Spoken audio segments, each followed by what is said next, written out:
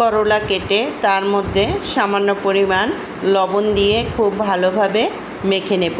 করলা ভাজার আগে এভাবে লবণ দিয়ে মেখে কিছু সময় রেখে দিলে করলাটা বেশ নরম হয় এবং বেশি তেতোভাব থাকে না।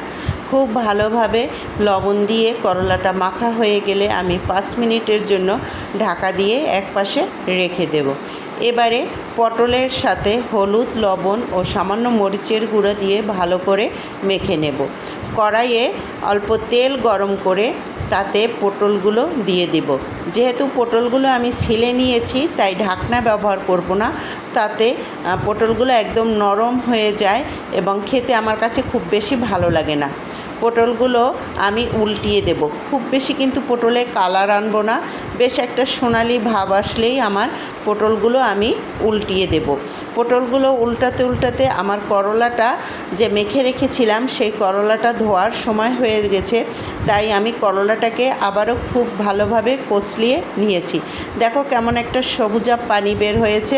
হ্যাঁ, এই পানিটা ফেলে দিলেই করলাটা বেশ ভালো লাগে। এরপরে খুব ভালো করে কষলে আমি করলাটাকে ধুয়ে নেব। করলাটা ধোয়া শেষ হয়ে গেলে আমি আবার পটলের কাছে ফিরে আসছি। পটলগুলো আমার ভাজা হয়ে গেছে, দুপাশেই বেশ ভালোভাবে সিদ্ধ হয়ে গেছে এবং দেখো পটলের কালারটা কত সুন্দর এসেছে। এ পর্যায়ে আমি পটলের ওপরে আমি বেশ কয়েকটা কাঁচা লঙ্কা চেরা ও পেঁয়াজ দিয়ে দেব। সেই সাথে আমি তোমাদেরকে দেখিয়ে দেব যে করলাটা ধুয়ে রেখেছিলাম সেটা কেমন হয়েছে। সেই করলাটাও আমি তোমাদেরকে দেখিয়ে দিচ্ছি। ওই সময় যেহেতু দেখাতে পারিনি, দেখো কতটা ঝুরঝুরে এবং নরম হয়েছে। যাই হোক, করলাটা আমি রেখে দিচ্ছি। এরপর পটলের সাথে যে পেঁয়াজ ও কাঁচামরিচ দিয়েছিলাম সেটা খুব ভালোভাবে মিশিয়ে দেব। পটলের কালারটা দেখলে কিন্তু খুব আকর্ষণীয় হচ্ছে। দেখো বেশ সোনালি একটা বর্ণ হয়েছে। পেঁয়াজ এবং কাঁচামরিচের যে একটা আলাদা গন্ধ সেইটা এটার সাথে মিশে খাবারের স্বাদটাকে অনন্য করে তোলে। যাই হোক, আমার পটল ভাজা শেষ। এবারে আমি পটল তুলে নিয়ে ওই কড়াইয়ে আরও একটু সামান্য তেল দিয়ে দেব। এরপর আগে থেকে মেখে রাখা নুন হলুদ দিয়ে চিংড়ি মাছ সেটা আমি কড়াইয়ে দিয়ে দেব। চিংড়ি মাছগুলো কিন্তু খুব হাই হিটে আমি ভাজবো না, তাহলে চিংড়ি মাছগুলো শক্ত হয়ে যাবে। আমি অল্প আঁচে চিংড়ি মাছগুলো এপিট ওপিট ভেজে নেব। চিংড়ি মাছ কিন্তু খুব বেশি ভাজার দরকার হয় না, অল্প ভাজলেই চিংড়ি মাছ সিদ্ধ হয়ে যায়, যেহেতু এটি নরম মাছ এবং হাড় থাকে না। তাও আমি চিংড়ি মাছ ঢাকা দেব না, ঢাকা দিলে চিংড়ি মাছের মাথাগুলো আলাদা হয়ে যাওয়ার সম্ভাবনা আছে। বেশিরভাগ সময় আলাদা হয়ে যায়, তাই আমি এভাবেই হালকা হাতে নেড়ে চেড়ে চিংড়ি মাছগুলো ভেজে তুলে নেব। আমার চিংড়ি মাছ ভাজা হয়ে গেছে। এ পর্যায়ে আমি চিংড়ি মাছ তুলে নিচ্ছি। তুলে নিয়ে ওই তেলের মধ্যে বেশ খানিকটা পেঁয়াজ কুচি দিয়ে দেব এবং একটু কাঁচামরিচ দিয়ে দেব। আমি অবশ্য ঝালটা একটু বেশি খাই, তাই আমার প্রত্যেকটা রান্নায় কাঁচামরিচের পরিমাণটা বেশি থাকে। কাঁচামরিচ এবং পেঁয়াজ একটু ভালোভাবে মিশিয়ে নেব, খুব বেশি ভাজবো না।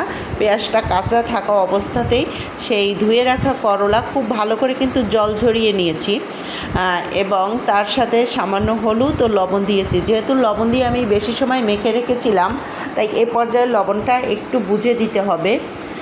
এরপরে এগুলো পেঁয়াজ কাঁচামরিচের সাথে খুব ভালো করে মিশিয়ে নিতে হবে। করলাটা এ পর্যায়ে আমি একটু ঢাকা দেব, নাহলে সিদ্ধ হতে একটু সময় নেবে। আমি বেশ কিছুটা সময় ঢাকা দিয়ে রেখে এটা উল্টিয়ে দেব। দেখো বন্ধুরা, করলার রঙটা কত সুন্দর হয়েছে। আমার করলা ভাজাটা আমি একটু বেশ ভালোভাবে নেড়ে চেড়ে ভাজা ভাজা করে নেব। করলাটা ভাজা ভাজা হয়ে আসলে এ পর্যায়ে আমার আরও একটি আইটেম বাকি আছে, সেটা আমি তোমাদের দেখাতে পারিনি, স্কিপ হয়ে গেছে। আমি লবণ, শুকনো লঙ্কা, কাঁচা পেঁয়াজ এবং ধনেপাতা নিয়েছি। এগুলো বেশ ভালোভাবে আমি কষলিয়ে নিয়ে তার সাথে একটা ডিম সিদ্ধ নিয়েছিলাম, সেটাকে খুব ভালোভাবে কষলিয়ে নেব এবং সামান্য সরিষার তেল দিয়ে আমি একটি ভর্তা তৈরি করব। আহা, ডিম ভর্তা দেখলেই জিভে স্বাদ চলে আসে। আজকের আমার এই রান্নাগুলো কিন্তু খুবই সাধারণ। করলা ভাজাটা আমার সম্পূর্ণ হয়ে গেছে। এ পর্যায়ে আমি একটু ধনিয়া পাতা দিয়ে করলাটা নামিয়ে নেব। আজকের রান্নাগুলো কিন্তু খুবই সাধারণ, কিন্তু খেতে অসাধারণ। আজকের দুপুরের খাবারে আমার এই ছিল মেনু, এবং এটা আমার দুপুরের খাবারকে খুবই অসাধারণ করে তুলছে। দেখো, সাধারণ পটল ভাজা, ডিম ভর্তা, করলা ভাজা এবং চিংড়ি মাছ ভাজা। তোমরাও একবার এরকম বানিয়ে দেখো, মাছ মাংস ফেল, কোনো কিছুর দরকার হবে না। গরম ভাতের সাথে আর কোনো কিছুরই দরকার নেই। তো বন্ধু